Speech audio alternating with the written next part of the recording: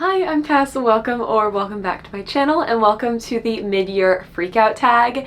If you are new to my channel, then you wouldn't have known this, but if you're a regular, you know that I have been gone for many months, and I have been seeing everyone's freakout tags coming out this past week and feeling such FOMO that I just had to sit down and do one for myself, even though my reading year hasn't been the greatest thus far. If you don't know what the freakout tag is, it's a series of questions. It has been around on BookTube for years and years and years and years, and the questions do slightly change and evolve, but my list of questions I got from Sid Bookworm, and I know she probably got the list of questions from someone else, and so on and so forth. So it's just one big inspiration bubble, really. But without further ado, let's go ahead and jump into talking about my reading, how it's going this year.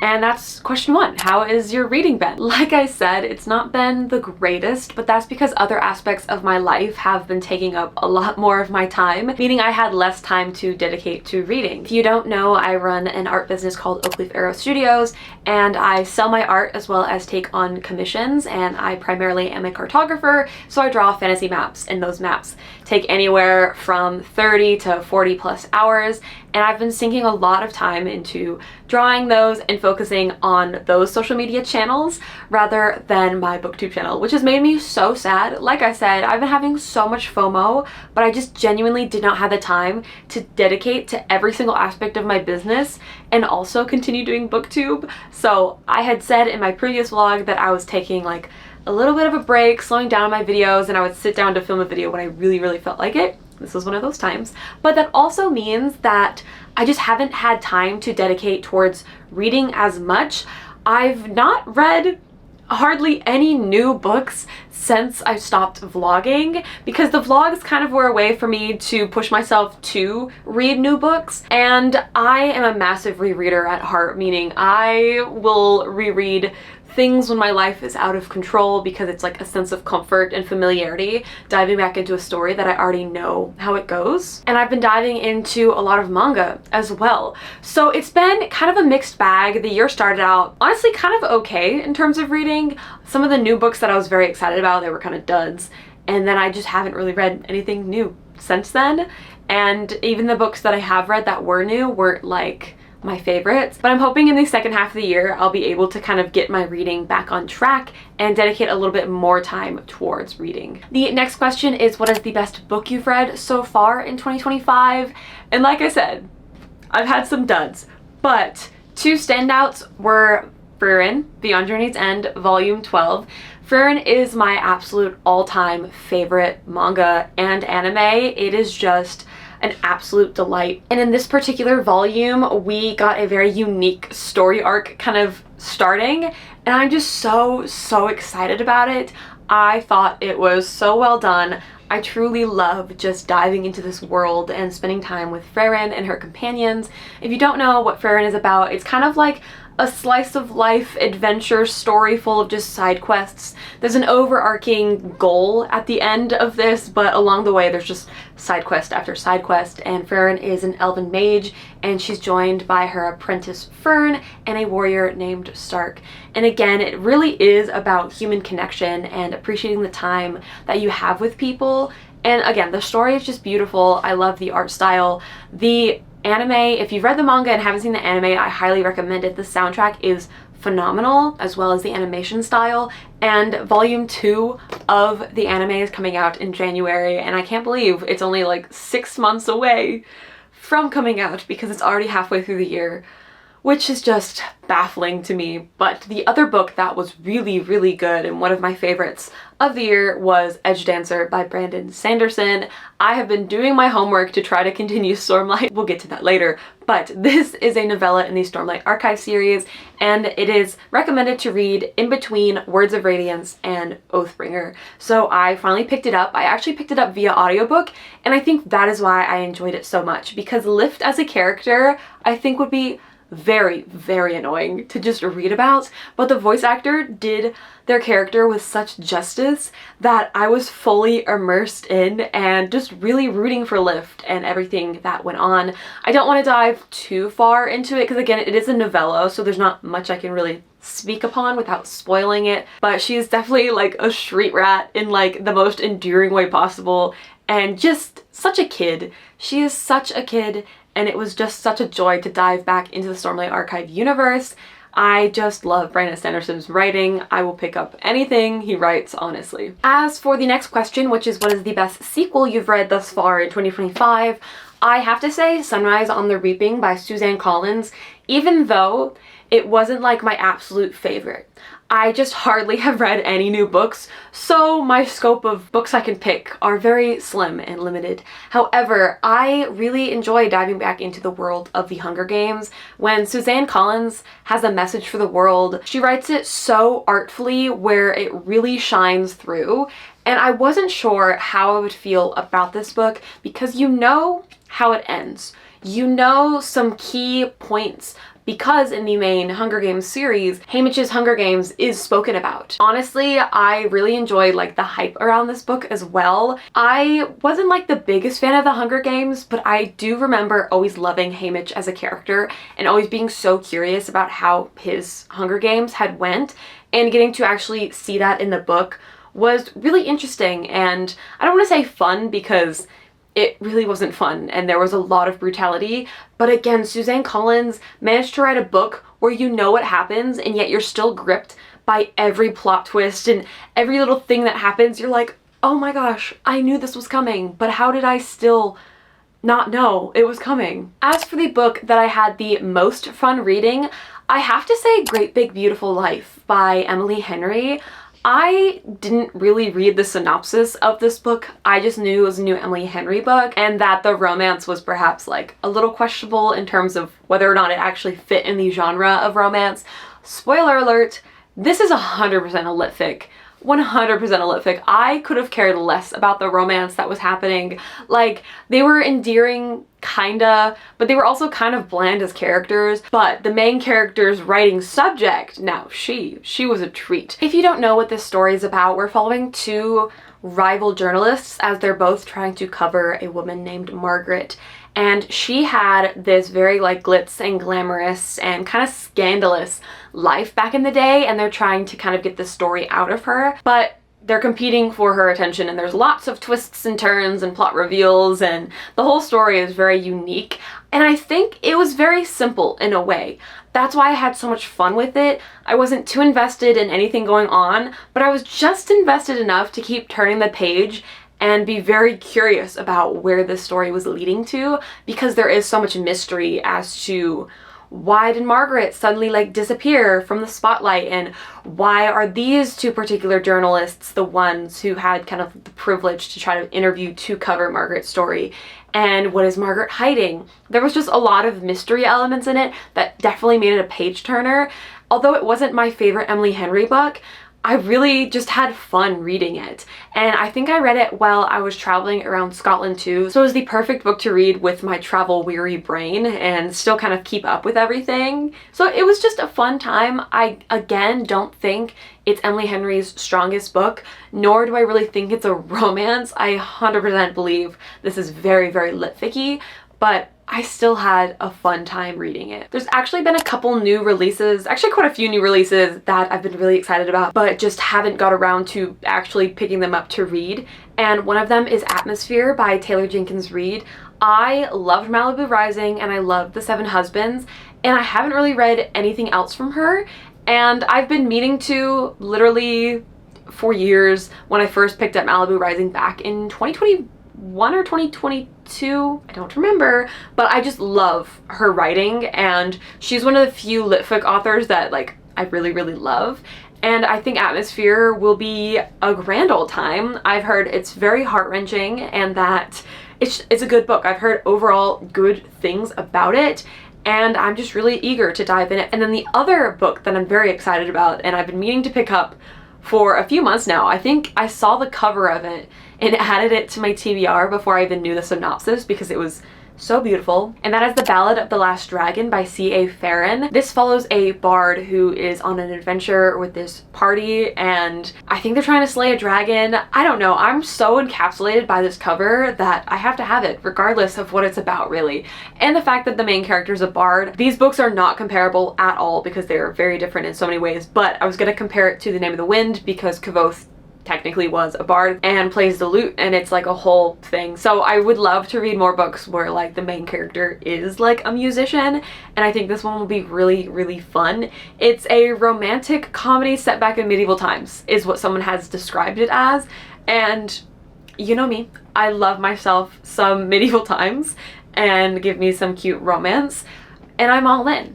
So this is a book I've been really eager to get my hands on since April when it came out. I just haven't. I've also been slowing down a lot on my book buying, not because I want to by any means. However, I am literally moving in like 2 weeks, and I didn't figure out I had to move until like the end of May. But even before that, I've been trying to slow down on my book buying because I was running out of space on my shelves.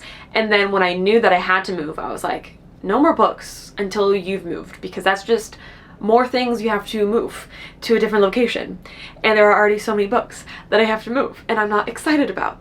But it's fine. Everything is fine, guys. The next question is, what is my most anticipated release for the second half of the year? Catabasis.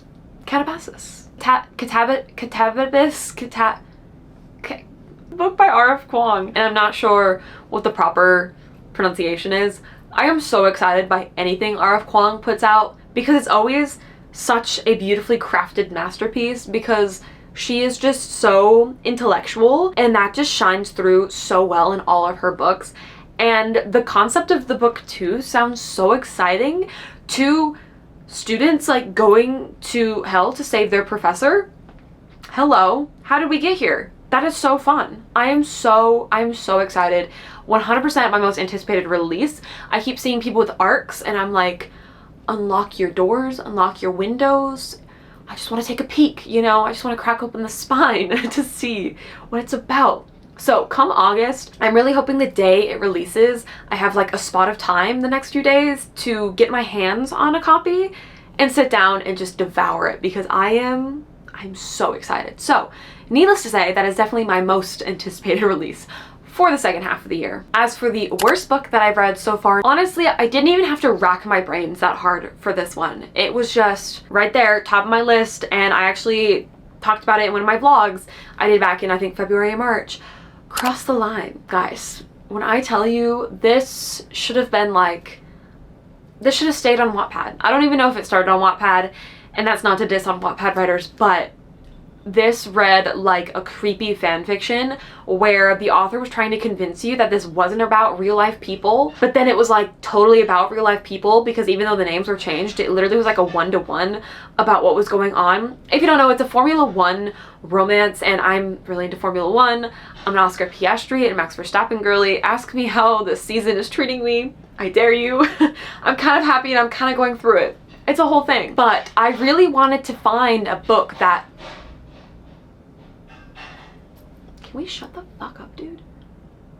I really wanted to find a good F1 related novel to really dive into like the world of F1 and just have a fun time. And instead, it started out okay because I liked one of the main characters' POV, but the male, it was dual POV, and the male's perspective was so unbelievably painful to read. I could not believe that this got published, quite frankly. That's how questionable the writing was.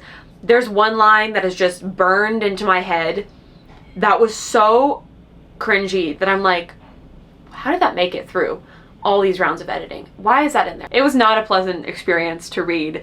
And the conflict in terms of like the love interests were so ridiculous. Anyways, I don't want to harken it too much because like I said, I covered it in my vlog, my sports romance vlog, and you can hear all my in-depth thoughts there. So we're gonna move on because that's all the negativity we'll allow in this video. Okay, I totally lied because the next question was, what is your biggest disappointment of 2025? And for that, it's Dating and Dragons by Christy Boyce. I loved Dungeons and Drama so much. It was so cute. It definitely read like a YA, but still felt very fleshed out, very real. I loved the relationship between the two characters. I loved the D&D aspects and all the nerdy musical aspects, and it was just a really fun read if you're a nerd about D&D and musical theater. It was fun. And I was expecting the same thing in Dating and Dragons. And I was also expecting some other characters to show up in this book because the covers are very similar. Like, they must be, it's in the same series, therefore, like, there's gotta be some sort of crossover, right? I wasn't expecting this book to follow any of the characters in book one. Okay, maybe a little bit. But if they weren't gonna follow the characters in book one, I was at least hoping that they would have a little cameo moment or anything. Nothing. Guys, this was a YA book that read like it was trying to be new adult. There were some weird lines coming out of these 16-year-old people's mouths. It had me scratching my head a lot, and I just really, really wanted to love it because, like I said, the first book was such a silly, goofy, fun time that I had such a delightful experience reading and rereading, and this was just such a letdown, especially with such a pretty cover. Now we're moving on, no more negativity. As for my biggest surprise of the year, that's actually Deep End by Ali Hazelwood. Not because I didn't like it, but because I did like it quite a lot, and not for the romance. The romance was very classic Ali Hazelwood, big, hulking brute of a man who is very big and is very strong and is very intelligent and smart, and then you have the girl who is small and very smart and very intelligent and whatever. It was a very classic Ali Hazelwood formula. Like, we got a sports romance and she still managed to put STEM in here, which absolutely cracked me up. But what I enjoyed the most was the sport aspect of this book. I grew up doing competitive gymnastics and I've been doing sports my entire life, and I love sports so much. In this book, we're following Scarlett, who is a platform diver, and she basically gets a mental block with one of her dives. She just can't dive from a certain platform. I don't remember like the specific details, but the overcoming mental blocks and just being in the sport world and having that constantly on your mind, I just related to so much, and it really just took me back to my gymnastics days when I was just struggling with mental blocks and like going through it, except for I was like a child and that was a whole thing. But I just really, really enjoyed the story, and I didn't expect to love it as much as I did.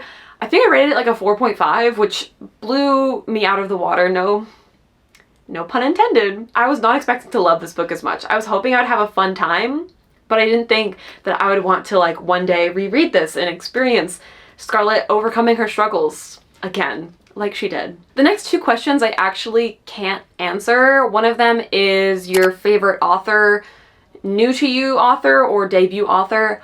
I've literally hardly read any books by new authors, and the new authors I did try out, like, I didn't love. And so in terms of favorite authors, how about I just say Brandon Sanderson again, for the sake of consistency in all of my mid-year freakout tag videos, you know? Like, we love some Brandon Sanderson in this household. And then the other question was a book that recently made you cry. I couldn't think of any books that made me cry. Even like Sword of Kaigen. I really don't think I cried, and I thought I would cry. So I might have, but I just have no recollection of any books that really made me like truly emotional as of late. So sorry I can't provide those answers for you. And then the most beautiful book I've bought, honestly, I've been good. I've been very, very good about not buying special editions or lots of books, like I said. There's one special edition I've been keeping my eye on, but we'll see if I actually go through with buying it or not. But I love all copies of Frieren, and here's volume 13. She's gorgeous. She's not my favorite cover, I will say, but consistently, I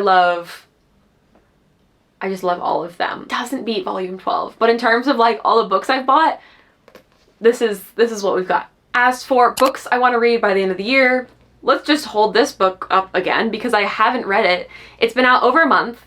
I didn't buy it until a couple weeks ago because I've been so busy and so out of it and so stressed, guys. I haven't even read this yet. I'm saving it as a little treat. I haven't decided when I'll read it. It'll be soon. Like, I'm not gonna hold on to it too long, but I want to read this when I'm in a good mood and I just need a little bit of Frieren. volume that comes out means we're one volume closer to being caught up with the translated editions. And I think we're almost, I think 14 or 15 is like the last volumes that are out currently that need to be translated.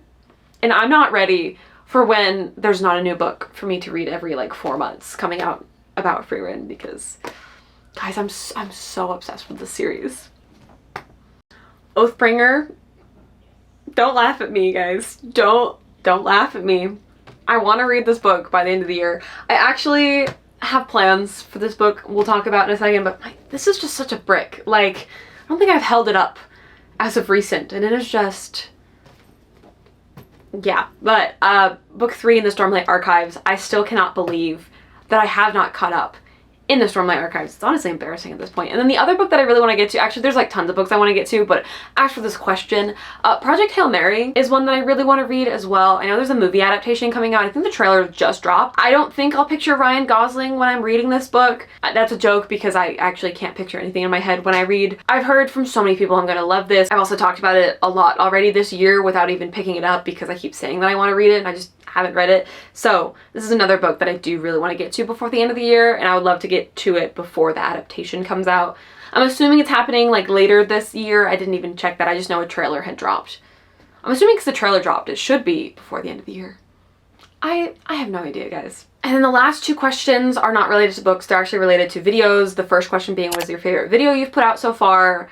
I haven't really put out that many videos, but one that I am still very, very proud of is my sports romance vlog, just because I vlogged me doing sports in it, and that was really, really fun. And I think it's a fun video. I read some questionable books, but some fun books as well. And it's very thematic, and I kind of stuck to the theme as well. I'm very proud of that. And then the next question is any upcoming videos you're excited about. Yeah, I'm gonna vlog reading Oathbringer, guys. It's gonna happen, and I'm not actually lying. I have that planned probably for August. July's a really busy month, guys. I'm actually going back to flight attending against my will, but it's fine. On top of just being very, very busy in terms of my art business.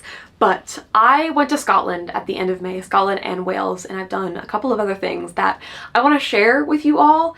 And I'm probably going to format this vlog similar to how I did all my other like travel vlogs, where instead of like b-roll of me reading, it's like b-roll of a day in Scotland. So I'm really excited to edit that. I don't remember how much footage I got from there because I was just experiencing the mountains, guys. I was having the best time ever, and it was so beautiful. It was such a fun trip, and I can't wait to share it with you all.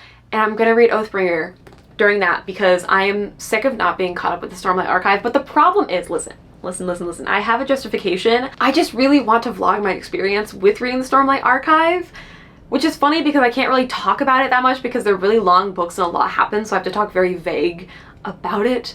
I just like the thought of being able to go back and like see my reactions to when I first like picked up the series, you know, because it's so good and it's by one of my favorite authors ever. Yeah, there's my silly little justification. But regardless of when I get around to reading Oathbringer, I hope that you guys enjoy that video, and I hope that you enjoyed this video.